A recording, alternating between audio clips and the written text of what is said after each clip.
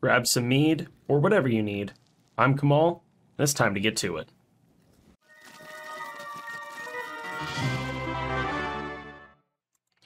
Alright everyone, so today we're going to be making some sweet rolls, like I'm sure you've seen in Skyrim.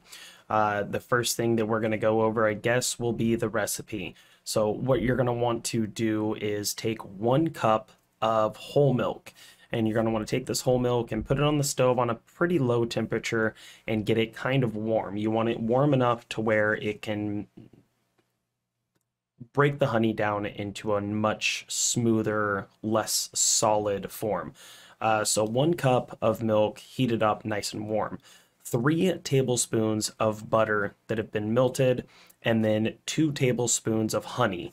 The honey that you use isn't that important. If you want to know what I used, it's Jamie's clove honey. It's just the stuff that you get at Walmart or Fred Meyer, Kroger, wherever you may find your honey, that has just the standard stuff.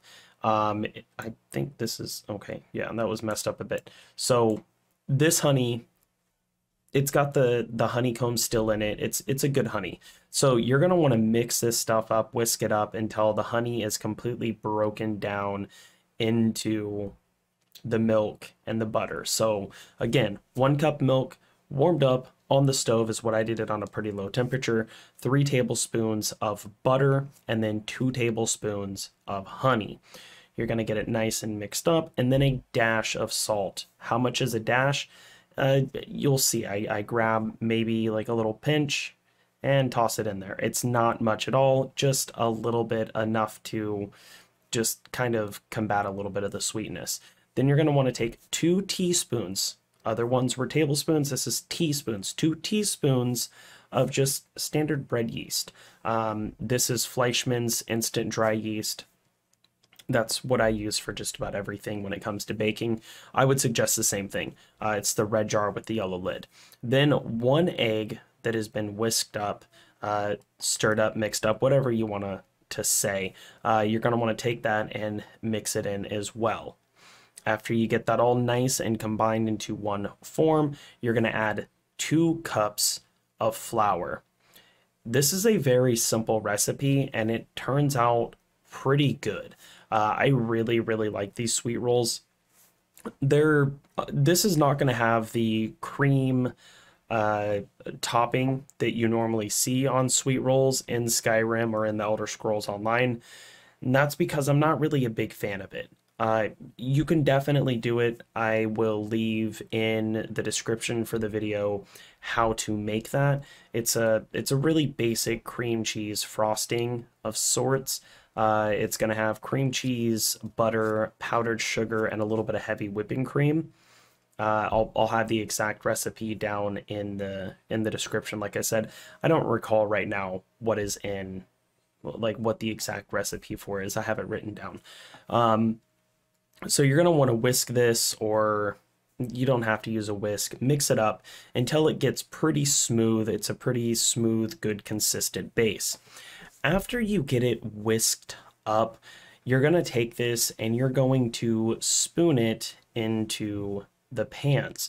Now, the ones that I'm using is I'm using silicone, just this small, very plain silicone loaf pan things. I'm pretty sure they're still called loaf pans, even though they're not metal or glass or anything like that. And you're going to want to spoon it in there. Now, one thing is you're going to want to put a little bit less than what I put in there, because I put a little bit too much in these, but it's been about a year or so since I've made sweet rolls, so forgive me. A little bit less than what I put in here, and you're going to want to try to fill up as many of them as you can, I guess. If you get the same ones that I have, that I'll have linked down below to the Amazon. I think I got them on Amazon. I'll have it linked down below. And if you're using this, you should be able to get 8 sweet rolls in total out of this. Once again, this is a very easy, simple recipe. While you're doing this, I should advise you that you're going to want to be preheating the oven to 350 degrees. You could start preheating before you start making it. You could start preheating after you get it all in the pan. It doesn't really matter too much because you're going to have to let it sit and let the dough rise. So we'll go ahead and get all these filled up, let the dough rise, and then move on to the next section.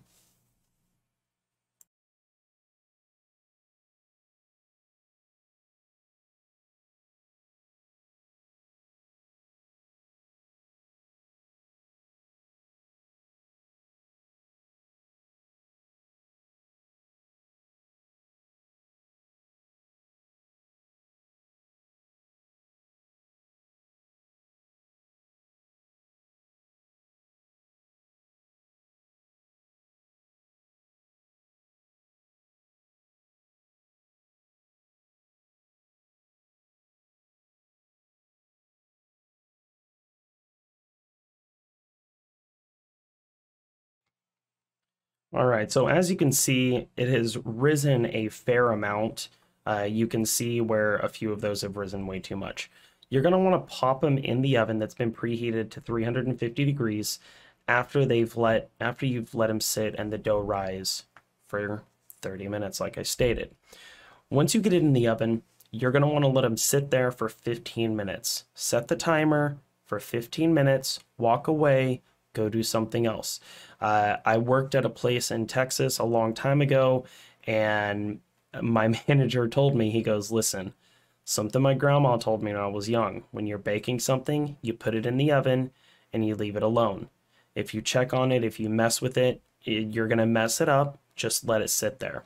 So after the 15-minute timer has gone off, you check it. Toothpick, fork, knife, whatever you have on hand. I think I just grabbed a standard steak knife. And you're going to want to slide it in there and make sure that none of the batter is sticking to whatever you use. Toothpick, fork, knife, like I said.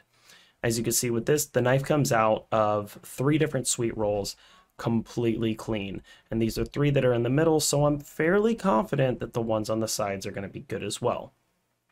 And you're going to want to pull them out and just set them to the side. The pan is going to be incredibly hot, so make sure that you're using some type of mittens or whatever. Just don't be silly, okay? Don't burn yourself. It sucks. You're gonna want to let them cool for roughly about 30 minutes. After you let them cool, this is what I love about the silicone pans, is you can just pop them out. You'll see the pans are extremely pliable, meaning you can really just, I mean, as you see, you can move the pan around, kind of stretch it out, and it will separate the sweet roll itself from the loaf pan, and then you can pop them out. Now, these are great to eat just how they are. You can eat them with no topping at all.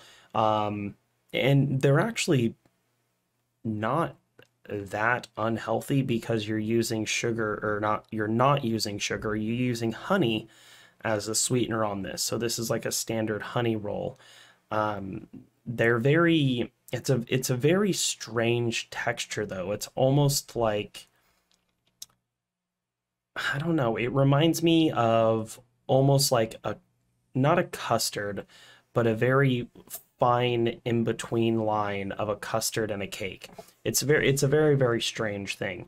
But they're very fluffy. They're not light though, which is the great thing. They're very almost thick and heavy. And as you'll see, what I do when I go to eat them, and I ate this one as soon as I got done with it, is I'll throw it on a plate and I'll actually put more honey on top of it. I love honey. I use honey as my sweetener on most things. Now, for my coffee, I just drink my coffee black, so I don't use any sugar, honey, creamer, or anything like that. Teas, I always and only use honey in tea. My mead, obviously I make mead with honey because then it would just be wine.